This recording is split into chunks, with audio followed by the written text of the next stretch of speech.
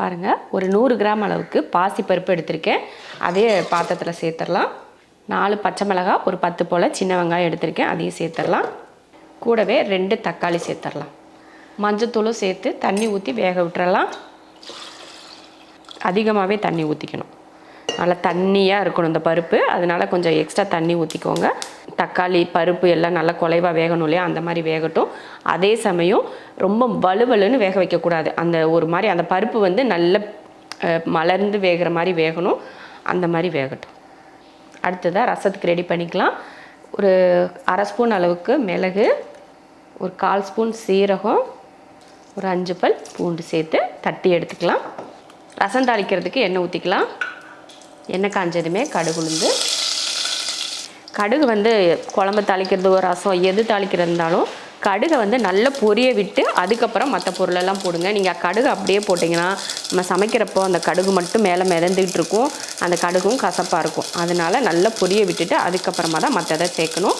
அது கூடவே 2 வரமிளகாய் சேர்த்துட்டு கருவேப்பிலை, பெருங்காயத்தூள். அடுத்து ரசத்துக்கு தட்டின மசாலா சேர்த்துடலாம்.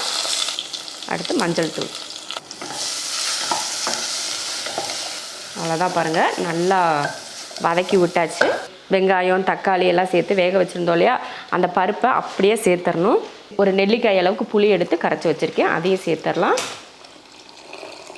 அடுத்து தேவையான உப்பு சேர்த்து அது கூடவே மல்லித்தலையும் சேர்த்து விட்டுறலாம். அவ்வளோதான், அளவுக்கு அதிகமாக தண்ணியும் சேர்க்க வேணாம், இந்த அளவுக்கு இருந்தால் கரெக்டாக இருக்கும். அவ்வளோதான். இது வந்து நம்ம சாதத்தில் ஊற்றி சாப்பிட்றதுக்கு என்ன டேஸ்ட்டாக இருக்குது தெரியுமா? அவ்வளோதான், இவ்வளோ ரெடி. நல்லா ரசம் வந்து லைட்டாக, நான் எப்பயுமே சொல்கிற மாதிரி லைட்டாக ஒரு கொதி வரட்டும், அப்புறமா இறக்கிக்கலாம்.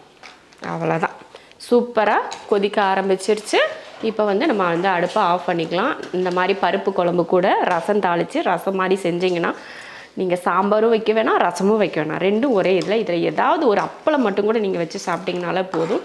அவ்வளோ அருமையான ஒரு டேஸ்ட்டில் இருக்கும். கண்டிப்பாக இந்த மெத்தடில் நீங்கள் ட்ரை பண்ணியிருக்க மாட்டீங்க. கண்டிப்பாக இதே போல் நீங்கள் ட்ரை பண்ணுங்கள். குழம்பு வைக்கணும், ரசம் வைக்கணும், ரெண்டும் ஒன்றா எப்படா பண்ணுறது அப்படின்னு யோசிப்பீங்க இல்லையா, அந்த டைமில் இதை வந்து செய்யுங்க.